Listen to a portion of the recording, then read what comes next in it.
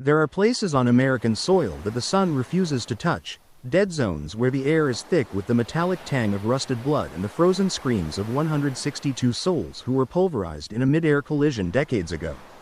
The Black Ridge Memorial in the Appalachian wilderness is not a place of peace, it is a spiritual wound that refuses to heal.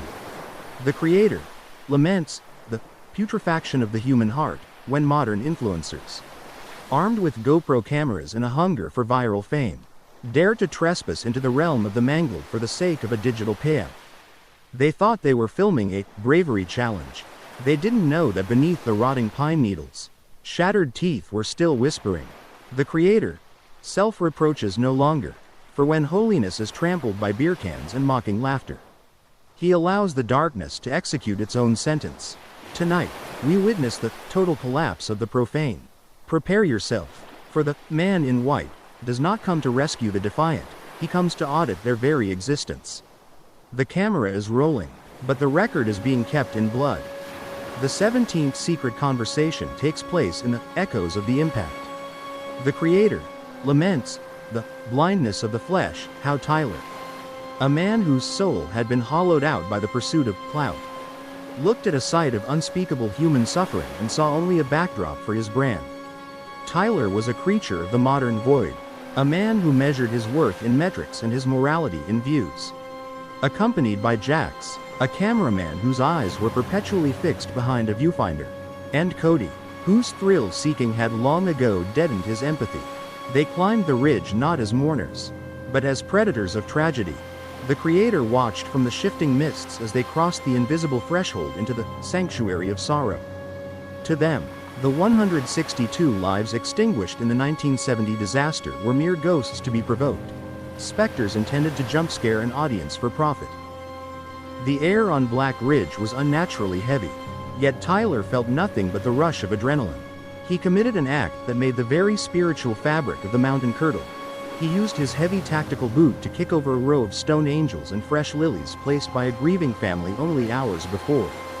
The flowers were still vibrant, a fragile tether of love between the living and the dead, yet Tyler crushed them into the mud because they cluttered the frame. He wanted a cleaner angle for his 4K lens.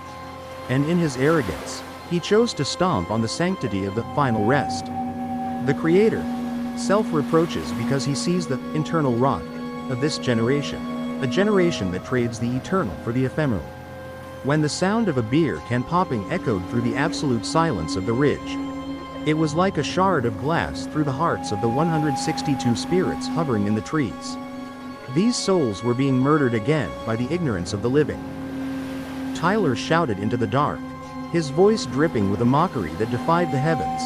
Where are the American ghosts? Show me the carnage. I thought this place was supposed to be terrifying.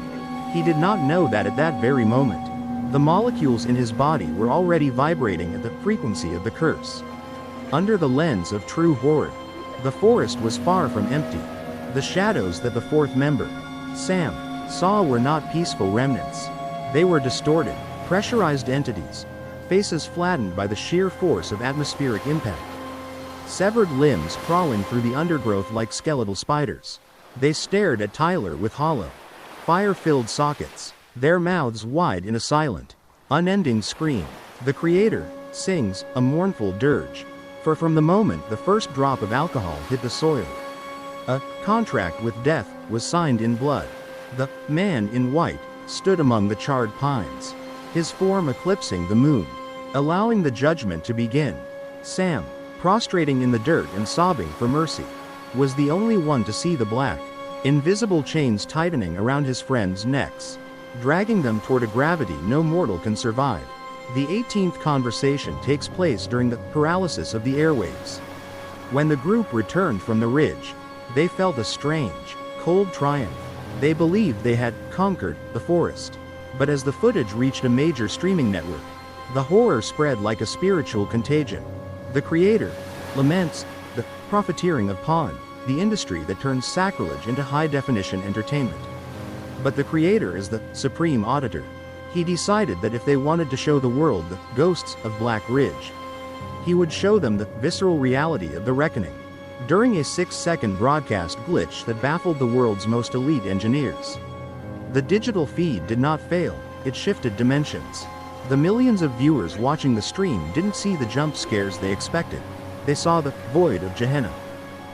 The execution of the sentence began with Jax, the cameraman. That night, in his luxury high-rise apartment, the laws of physics began to disintegrate. He began to hear the roar of a 500 mph gale screaming inside his bedroom. Tearing at the wallpaper, the glass of his windows began to frost from the inside, and then it began to bleed.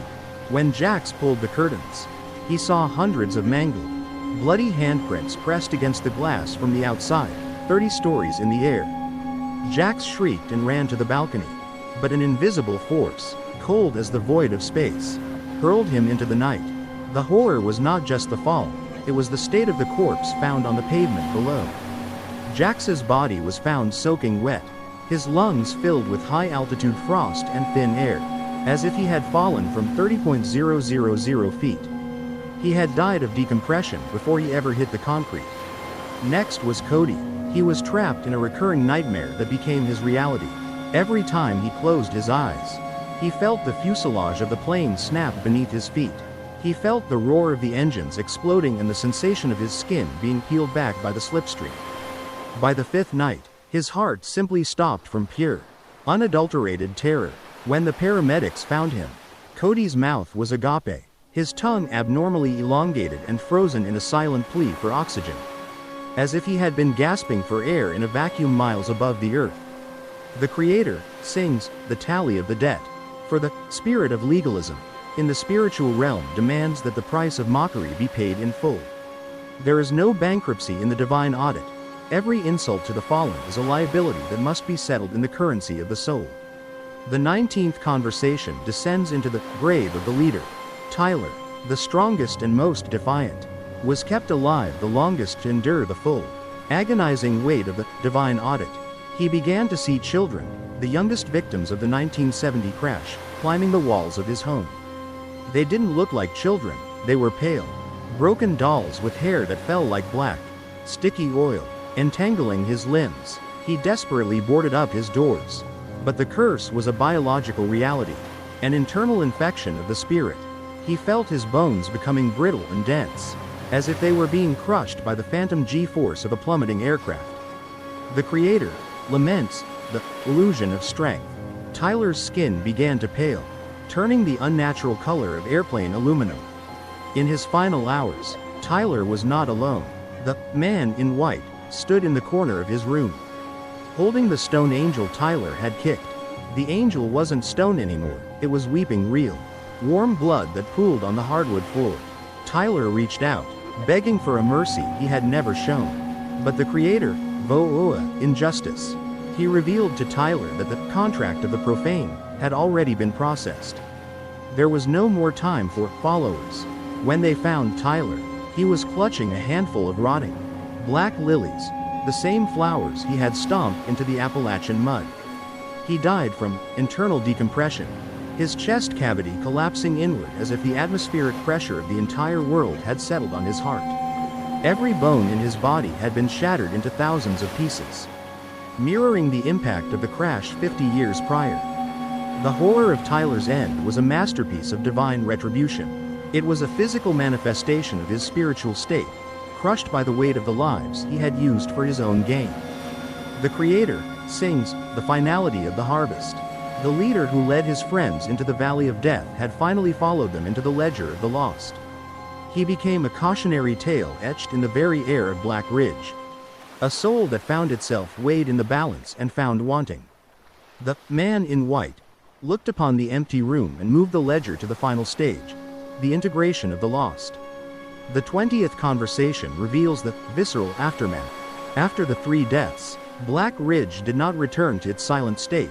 It became a gateway to a deeper, more terrifying reality. The Creator laments human forgetfulness, how we ignore the blood in the soil until it rises to meet us and drown us in our sleep. He showed the survivor, Sam, the true nature of the ridge. It was no longer just a forest, it was a spiritual prison, built from twisted fragments of memory and jagged shards of metal. Every tree on that ridge did not grow from the nutrients of the earth, but from the unspent screams of the passengers. The creator showed Sam the true architect of this horror, the Weaver of Rex. This was a parasitic entity of the void that had begun to feed on the digital engagement generated by Tyler's viral desecration. Heaven, Vo'oa, in fury as the souls of Jax and Cody were stitched into the jagged fuselage of the Mountain's memory with glowing, toxic purple nerve fibers. They were forced to relive the crash every time a user somewhere in the world clicked replay on their cursed video. They were not simply gone. They were integrated into the tragedy they had tried to monetize. They became the very horror they tried to use for views. The horror of Black Ridge is that it is a spiritual mirror if you bring mockery. It reflects your own destruction back at you for eternity. Sam stood in the mist as the man in white showed him the vast, interconnected web of suffering that his friends had inadvertently strengthened. The man in white stood among the mangled spirits, his light burning the invisible chains of the Weaver. But he did not yet release the mockers. He left the warning clear. To desecrate the sacred is to become a monument of pain. The architecture of the ridge was now reinforced with the hubris of the modern age.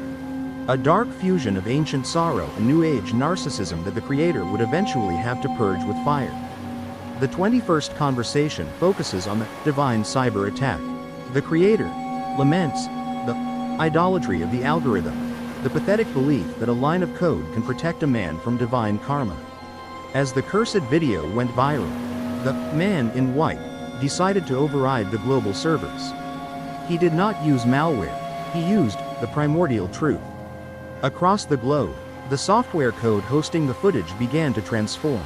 It turned into the actual audio of the 1970 victims' final pleas, playing over the influencer's commentary in a terrifying, distorted harmony.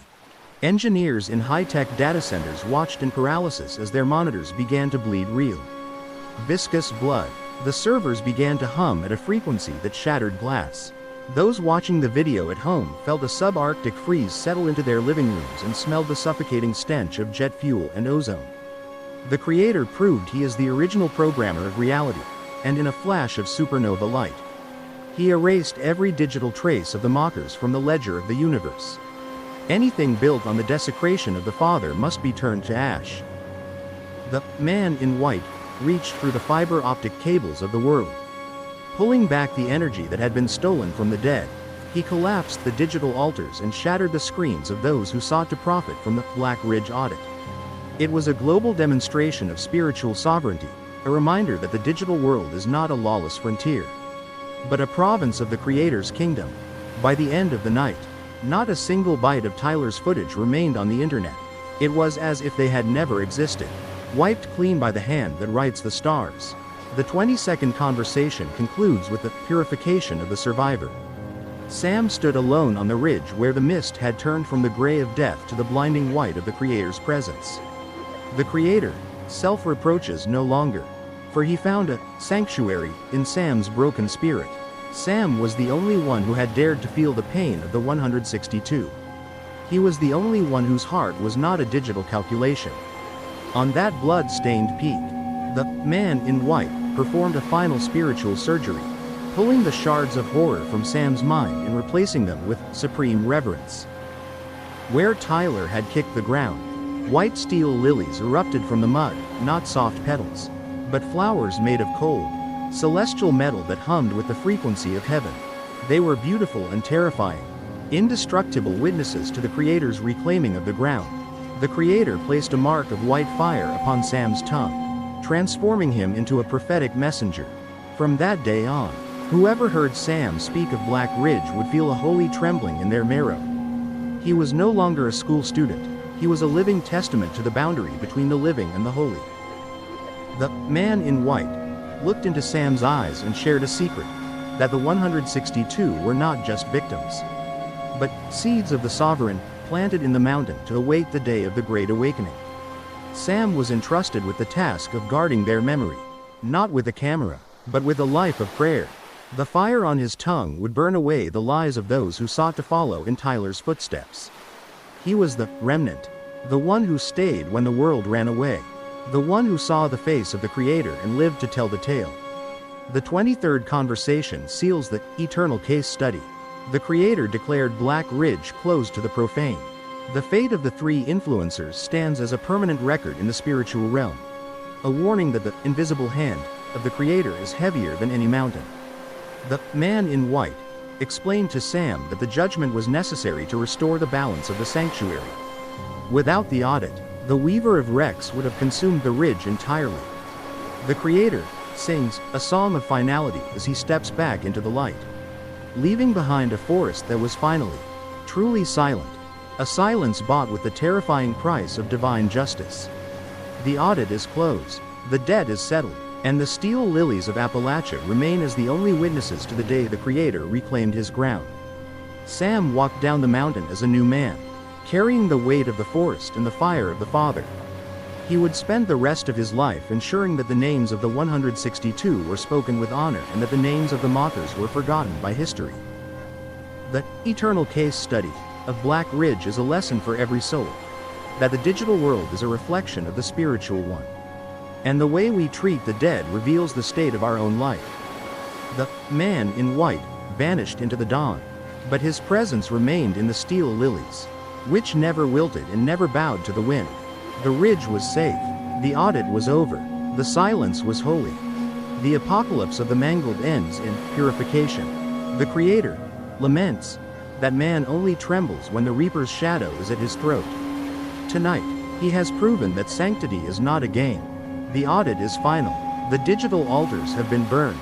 As you turn off this screen, remember Sam, the man with fire on his tongue. Do not become the next entry in a divine audit. Respect the fallen, tremble before the sovereign Creator, and keep your soul from the rod of pride. The light has shone, but the darkness is still waiting. The choice is yours.